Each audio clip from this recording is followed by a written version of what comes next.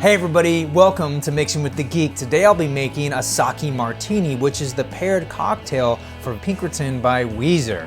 I can't wait to make this cocktail. It's got a lot of fun ingredients, sake, grapefruit juice, ginger, all mixed up. It's gonna be very refreshing. Let's begin. Okay, we're gonna start by grabbing a martini glass, adding some ice, and then setting it aside to chill. Next, we're gonna grab our mixing tin and add some ice, followed by 3 ounces of sake.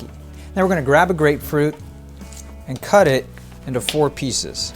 Okay, now we have a quarter. We're gonna set the rest of the grapefruit aside. We're gonna take our juicer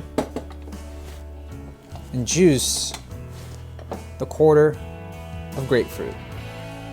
Now we're gonna add all this juice into our mixing tin. Next, we're gonna add 2 teaspoons of ginger paste. Now you can buy this from a store or you can make your own very easily. Just add ½ pound of peeled ginger, make sure it's fresh, and then add about a cup of water into your blender, puree that until you get a nice paste. And lastly, we're gonna add 1 teaspoon of sugar. Now we're gonna shake for about 20-30 seconds to make sure all of that sugar is dissolved.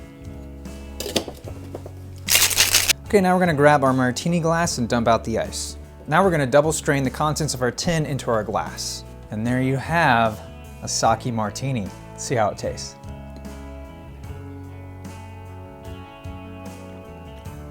Oh, wow, that is much more subtle than I expected. Yeah, that ginger, it's there, but it's kind of in the back door. But the way the sake and the grapefruit play together, it almost has this unique fruity taste. I don't know how to describe it. Let me get one more taste in here.